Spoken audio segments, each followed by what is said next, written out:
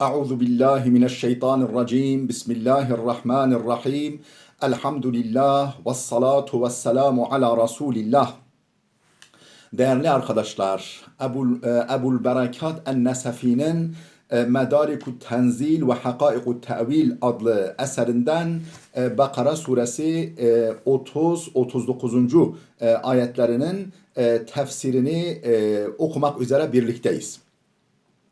Neden tefsirin bu kesiti yani ayetlerin bu kısmı bizim Marmara Üniversitesi İlahiyat Fakültesi'nin tefsir bir müfredatı var. Çok zengin ve rengin olan bu müfredat içeriğinin bir parçası da bir kesiti de bu ayet-i kerimelerdir.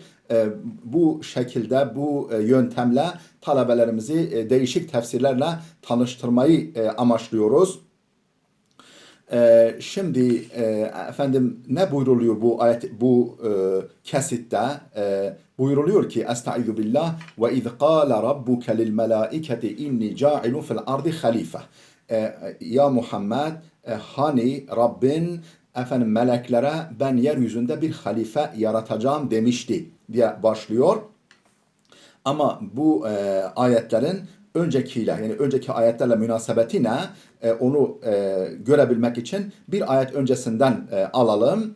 Ne buyruluyor? Huvellezî halaka lekum ma fil ardı cemi'an thumme isteva iles semai. Rabbin öyle bir Allah öyle bir zattır ki halaka lekum ma fil ardı cemi'an. Sizin için yeryüzünde ne varsa hepsini takdir etti, planladı. Efendim ثُمَّ اسْتَوَى ile semai, sonra da semaya iradesini yöneltti, semaya yöneldi, iradesini yöneltti. فَسَوَّهُنَّ سَبْعَ سَمَوَاتٍ, semavatı 7 kat halinde dizayn etti, tesviye etti, düzenledi. وَهُوَ بِكُلِّ şeyin alim. O her şeyi çok çok iyi bilendir. Şimdi bu şekilde yani kainat veya şu alem sarayının nasıl yaratıldığını Allah Celle Celaluhu belirtiyor. Efendim yeryüzünde insanlar için lazım olacak her şeyin planlandığını, potansiyel olarak hedeflendiğini ve düzenlendiğini söylüyor. Daha sonra semayı yani şu bizim gök kubbemizi 7 sema halinde dizayn ettiğini, mesela atmosferimizi ve daha ötesini düzenlediğini belirtiyor. Daha sonra efendim işte canlılar da, bitkiler, canlılar da tabii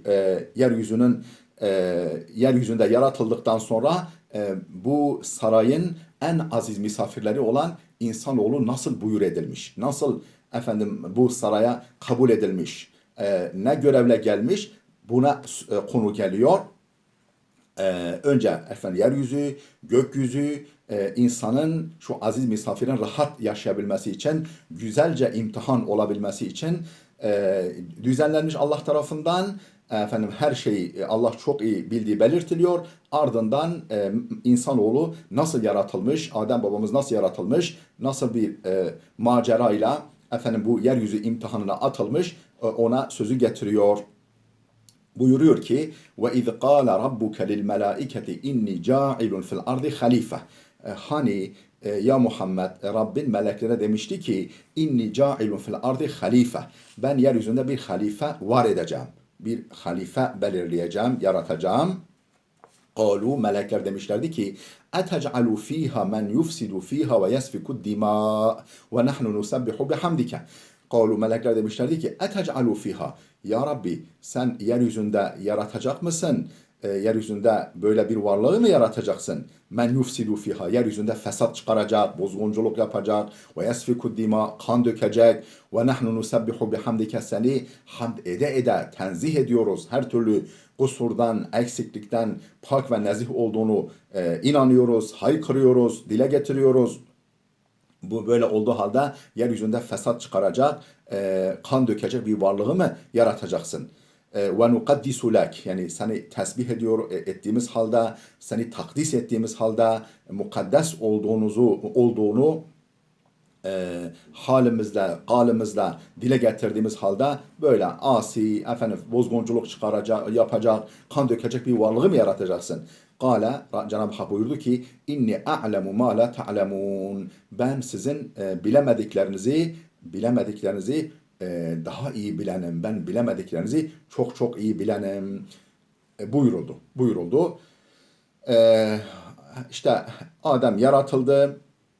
Tabi o kısım tay ediliyor yani üstü kapalı geçiliyor. Buyruluyor ki ve alleme Adem'el esma'a kullaha, Adem'e bütün isimleri öğretti Allah. Thumma aradahum alel melaiketi, sonra o isimlerin musemmalarını, o isimleri taşıyan varlıkları meleklere sundu Allah. Fekale enbiuni bi esma'i haulai in kuntum sadikin. Eğer sözünüzde doğruysanız ey melekler, bana bunların isimlerini getirin. Bana bunların isimlerini siz söyleyin. قالوا سبحانك لا علم لنا إلا ما علمتنا إنك أنت العليم الحكيم. Onlar ne dediler? Dediler ki Subhaneke, sen her türlü kusurdan münezzehsin ya Rabbi. Sen abes iş yapmazsın ya Rabbi. La ilme lena, bizim hiçbir bilgimiz yok. İlla ma allamtena, bize öğrettiklerinden başka. İnneke entel alimul hakim, hiç kuşkusuz sen her şeyi çok çok iyi bilen, hüküm ve hikmet sahibisin. Yani sonsuz hikmet sahibisin. Efendim hiçbir şey gayesiz, hikmetsiz yapmazsın diye devam ediyor. Şimdi buraya kadar olan kısmın tefsirini Ebu'l Berekat en-Nesefi'den okuyalım. 30. ayet efendim buyuruluyor ki velemma halakallahu teala'l arda eskene fiha'l cennet. Allah yeryüzünü yaratınca oraya cinleri iskan etti. Cinleri yaratıp yerleştirdi yeryüzüne. Ve eskene fis sema'il melaikete. Melekleri de gökyüzüne yani semavata yerleştirdi. Fe efsedetil cinnu fil ardı. Cinler yeryüzünde fesat çıkardılar, bozgunculuk yaptılar. فَبَعَثَ اِلَيْهِمْ طَائِفَةً مِنَ الْمَلَائِكَةِ. Meleklerden bir grubu Allah cinlerin üzerine gönderdi. فَطَرَدَتْهُمْ اِلَى جَزَائِرِ الْبِحَارِ وَرُؤُوسِ الْجِبَالِ. Onları efendim denizlerdeki adalara ve dağların tepelerine onları kovdu. Onları kovalayıp oralarda yaşamaya mecbur bıraktı. Ve akamu mekanehum, ve cinlerin o boş bıraktıkları onlardan boşaltılan yerlere melekler yerleşti. Fe emara nebiyyehu aleyhisselam en yezkura kıssatahum. Allah Celle Celaluhu bu ayetler kesitinde, bu ayetler grubunda peygamberine emretti ki bu insanoğlunun hikayesini, macerasını, yaratılış serüvenini anlatsın, insanlara anlatsın. Fekale, buyurdu ki ve iz kâle rabbuke lil melâiketi inni câilun fil ardi halife. İz kâle rabbuke lil melâiketi. Hani Rabbin meleklere demişti. Ne demişti? Demişti. Tabi inni câilun fil ardi halife demişti. Onu daha önce söyledik. İz nasbun bi idmari uzkur. Buradaki iz edatı, iz kâle. Oradaki iz edatı kelimesi başında bir gizli uzkur. Yani hatırlat, belirt. O zamanı ki Rabbin melekler demişti. Yani Rabbinin melekler dediği zamanı, anı hatırlat. Malumunuz bu iza bunlar zarftır. Zarflar ve coru mecrurlar muteallak isterler. Taalluk edebilecekleri bir fiil mutlaka gerektirirler. Çünkü mef'ulun fihtirler. Fiil gerektiriyorlar. O da gizli bir uzkurdur. Uzkur yani belirt, hatırlat, an. Vel melaiketu, daha doğrusu işte o zaman ne oluyor? Uzkurun mef'ulun fihisi olduğuna göre mahallen mansuptur. Mahallen yani if cezimli ama konum itibariyle bulunduğu yer itibariyle mansuptur. Nesb konumundadır. Yani üstün harekesi alma konumundadır. Vel melaiketu cem'u mel'ek. Cem'u mel'ekin keşşemaili cem'u şem'el ve ilhaku ta'i li te'nifil cem'. Melaike, mel'ek kelimesinin çoğuludur. Mel'ek, melaike. Mel'ek, melaike. Ne gibi? Keşşemail cem'u şem'el. Şem'el kelimesinin şemail kelimesinin çoğulu olması gibi. Ve ilhaku ta ili te'nifil cem'i. Melaik. Niye melaik denilmiş de melaike denmiş. Oradaki sondaki yuvarlak tanın eklenmesi çoğulu muennes dişil yapmak içindir. Çoğul bir kelimeyi muennes yani dişil yapmak içindir. İnni ca'ilun. Yani ben onda yeryüzünde meydana getireceğim. Ey musayyirun min cealellezi min ceale ellezi lehu mef'ulan. Yani inni ca'ilun ne demek? Ey musayyirun yani kılacağım. Efendim görevlendireceğim anlamında. Bu nereden bu ceale yani hangi tür cealedir? Ceale yani yaratma anlamı da var. Efendim kılma, belirleme anlamı da var. Ha, bu hangi ceale? Min ceale ellezî lehu mef'ulan. Yani bu iki mef'ul alan ceale türünden bir cealedir. İki mef'ul alıyor. Mesela ne diyor? İşte inni ca'ilu fil ardi halife. Ca'ilu fil ardi halife. İki mef'ul ve huma. Peki bu iki mef'ul nedir burada? Fil ardi halife. Bu fil ardi halife. Yani iki mef'ul konumunda. Yani cealenin iki mef'ulu durumundadır. Ve huve min men yahlifu gayrehu. Halefe yahlifu. Halife kimdir? Halife nedir? Men yahlifu gayrehu. Başkasının yerine geçendir. Başkasına vekalet edendir. Yani halife bu demek men yahlifu gayrehu. Fa'ile bima'na fa'ile. Bu halife halife manasında. Fa'il anlamında. Yani halife. Fa'ile bima'na fa'ile. Vezidetil ha'u lil mübalağa. Peki halif niye denmemiş de halife denmiş? Bu mana çokluğunu katmak için. Mübalağa abartı anlamında değil. Yani mana çokluğu katmak için. Yani çok yönden, her yönden halife, her yönden efendim başkası kendinden öncekinin veyahut da onu bu şekilde görevlendiren zatın efendim rolünü oynamak için, efendim yetkisini, onun verdiği yetkileri kullanmak için veyahut da onların yerini tutmak için değişik manalara yani kimin halifesi olduğuna göre farklı manalar verilir. Vel mana. Bu inni ca'ilu fil ardı halifenin manası mesajına halifeten minkum yani ey cinler yani size halife yapacağım. Yani sizin yerinize yeryüzünde efendim cinlerden münhal kalmış yani boşaltılmış yerlere melekler yerleşti ya sizin yerinize onları görevlendireceğim. Onları yerleştireceğim. Halifeten minkum sizin halifeniz yani meleklerin halifesi oluyor bu manaya göre. لأنهم كانوا سكان الأرض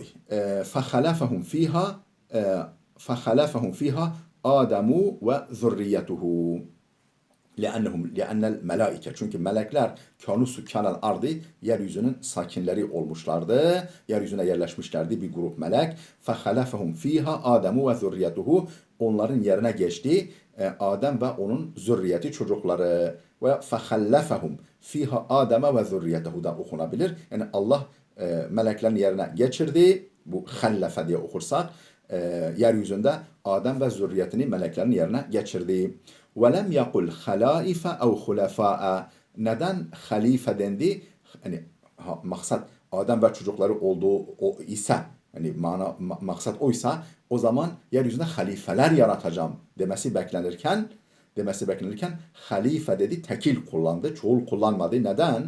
وَلَمْ يَقُلْ خَلَائِفَ اَوْ خُلَفَا yani halife kelimesinin çoğulu olan halaife kelimesini kullanmadı Allah ve hulafa kelimesini kullanmadı. Halife şeklinde tekil getirdi kelimeyi. Neden? لِأَنَّهُ اُرِيدَ بِالْخَلِيفَةِ Adamu. Çünkü halifeden murad Adem'dir. Çünkü halifeden tırnak içinde halifeden Adem kastedilmiştir. وَاسْتَغْنَى بِذِكْرِهِ عَنْ ذِكْرِ بَنِيهِ efendim onun belirtilmesiyle evlatlarının belirtilmesine ihtiyaç duymadı Allah. Vestagna mustani kaldı bir zikrihi onu belirtmekle an zikri benihi çocuklarını zikretmekten Allah mustani kaldı. Yani ihtiyaç duymadı. Efendim halife yaratacağım. Adem tabi çocuklar da dahildir. Böyle olur. Yani ata söylenmiş. Efendim çocukları da kastedilmiş. Peki var mı bunun örneği Arapçada? Kema testagni bi zikri abil kabileti fi kavlike mudar ve haşim. Kema testagni tıpkı mustagni olduğun gibi ihtiyaç duymadığın gibi bi zikri abil kabileti kabilenin babasını zikretmekle artık ihtiyaç duymadığın gibi fi kavlike şu sözünde mesela Mudar ve Haşim. Mesela Mudar dersin, Haşim. Mudar geldi, Haşim geldi. Yani Mudar ve Haşim efendim Mudar ve Haşim kabilelerinin atalarının adıdır. Mudar ata yani en üstteki adam ve Haşim de o da öyle. Yani Mudar geldi, Haşim geldi dediğin zaman yani Mudar kabilesi geldi, Haşim kabilesi geldi demek istiyorsunuz. Yani babayı söylüyorsunuz, efendim çocuklarını kastediyorsunuz. Ev uride men yahlifukum. Ev halafen yahlifukum. Ev uride men yahlifukum. Yani halife inni ca'ilu fil ardı halife. Yani men yahlifukum size halife olabilecek. Ev halafen yahlifukum. Ha şimdi bu yine niye tekil geldi onu izah etme çabasında. Efendim inni ca'ilu fil ardı halife yani men yahlifukum size halef olacak kimseleri. O zaman men kelimesi lafzen tekil oluyor, mana bakımından çoğul oluyor. Yani sizin yerinize geçecekleri. Ev halafen yahlifukum veyahut da inni ca'ilu fil ardı halafen yahlifukum size halef olabilecek bir kimseyi hani kimseleri anlamında fevahhide ve fevahhada lidalike. İşte bundan dolayı kelime tekil getirilmiş. Yani halife tekil gelmiş. Ev halifeten minni. Buraya kadar halife kimin halifesi? Kimin yerine geçecek olan kimseler? Meleklerin. Peki başka bir yorum. Ev halifeten minni. İnni ca'ilu fil ardı halifeten minni. Bana halife olabilecek. Allah buyurur ki bana halife olabilecek. Ne demek? Yani benim irademe uygun olarak yaşayacak. Benim irademi yeryüzünde yapmak istediklerimi gerçekleştirecek. Yani yetki verip yani halife vekil demek. Yani bana yeryüzünde vekil olabilecek. Benim efendim yetki vererek görevlendirdiğim efendim yeryüzünü ona göre dizayn edecek, efendim şekillendirecek, efendim canlılar üzerine tasarruf edecek, bitkiler üzerine de tasarruf edecek böyle bir halife. Yani kendime halife yaratacağım. Niye böyle? Niye Adem, işte Adem'in çocukları ve Adem aleyhisselam Allah'ın halifesi. لِأَنَّ آدَمَ كَانَ خَلِيفَةَ اللّٰهِ فِي أَرْضِهِ. Çünkü Adem aleyhisselam yeryüzünde Allah'ın yarattığı yeryüzünde onun halifesidir. Yani Adem aleyhisselam peygamber. Yani o benim senin gibi değil. O peygamber efendim yeryüzünde yani Allah'ın iradesine tam ram olmuş. Tam Allah'ın iradesini Allah'ın murad ettiklerini gerçekleştirmeye çalışan bir peygamberdir, bir elçidir. Bu durumda halifeden maksat yani Adem'in kendisi, zürriyeti değil Adem'in kendisidir. O zaman işte halife zaten tekil gelmiş. Burada problem yok. Ve kezalike kullu nebiyyin. Her peygamber de Allah'ın yeryüzündeki halifesidir. Her peygamber de. Peki nereden biliyoruz? Buna ilişkin bir ayet falan var mı? Allahu Teala. Allah Celle Celaluhu şöyle buyurmuş. Ya Davudu inna cealnake halifeten fil ard. Ey Davud biz hiç kuşkusuz biz seni yeryüzünde halife yaptık. Sad suresi 26. ayet. Ve innema ahberahum bizalika. Peki niye? Yani yaratsaydı direkt Adem'i, efendim yeryüzündeki halifeyi Adem'i yaratsaydı ve işte görevlendirseydi, efendim yaratıp görevlendirseydi, neden meleklere haber verdi Allah? لِيَسْأَلُوا ذَٰلِكَ السُّؤَالَ ta ki اَتَجْعَلُوا فِيهَا مَنْ يُفْسِدُ فِيهَا وَيَسْفِكُ الدِّمَاء sorusunu sorsunlar diye. Ve yuhabu bima ve yucabu bima ucibu bihi ve kendilerine de burada verilen cevapla cevap verilsin diye onlar sorsunlar. Allah da onlara bu şekilde burada verdiği cevap gibi cevap versin diye ki feyarifu hikmetehu fi istihlafihim qabla kevnihim. Yani onlar soru sorsunlar, Allah da cevap versin. Feyarifu melekler de bilsinler hikmetehu Allah'ın hikmetini bilsinler fi istihlafihim qabla kevnihim. Yani Adem ve çocuklarının halife kılınmasındaki ilahi hikmeti tanısınlar qabla kevnihim henüz olmadan önce, henüz bunlar Adem ve çocukları yaratılmadan önce halife kılınmalarındaki hikmeti melekler de öğrensin diye. اَوْ لِيُعَلِّمَ عِبَادَهُ الْمُشَاوَرَةَ فِي اُمُورِهِمْ قَبْلَ اَنْ يُقْدِمُ عَلَيْهَا. Yahut da li yuallime ibadehu. Kullarına öğretsin diye. Allah meleklere bu konuyu danıştığını, sorduğunu anlatıyor. Ta ki kullarına, biz kullarına öğretsin diye el muşaverete, danışmayı, istişareyi, meşvereti fi umurihim, kendi önemli işlerinde kable en yukdimu aleyha, teşebbüs etmeden önce efendim danışsınlar. Efendim o konuda uzman olanlara, ondan sonra emin olanlara, merhametli olanlara, hayırhah olanlara danışsınlar diye. Buna yani Allah buyur, ben Rabbul Alemin, buna rağmen bak ben danışıyorum. Siz de ey insanlar danışın. Önemli işlere teşebbüs etmeden önce danışın. Kime danışılacak? İşte efendim ehil olanlara, emin olanlara, merhametli olanlara danışılır. Yoksa herkese her şey danışılmaz. Efendim اَوْ لِيُعَلِّمَ عِبَادَهُ الْمُشَاوَرَةَ فِي أُمُورِهِمْ قَبْلَ أَنْ يُقْدِمُوا عَلَيْهَا وَاِنْ كَانَ هُوَ بِعِلْمِهِ وَحِكْمَتِهِ الْبَالِغَةِ غَنِيًّا عَلَى الْمُشَاوَرَةِ وَاِنْ كَانَ, her ne kadar olsa da huve Allah bi'ilmihi ve hikmetihil baligati, efendim balik yani sonsuz, efendim zirvedeki yani nihayetsiz ilmi ve hikmetiyle efendim ganiyen anil muşavereti, istişareden mustagni olmasına rağmen, istişare ihtiyacı bulunmamasına rağmen, bak ben bile danışıyorum, siz de danışın. Kalu, melekler dediler ki etec'alu fiha etec'alu fiha men yufsidu fiha. Değerli dostlar, burada dursun. Videomuz oldukça uzadı. Gelecek dersimize kadar Allah'a emanet olun.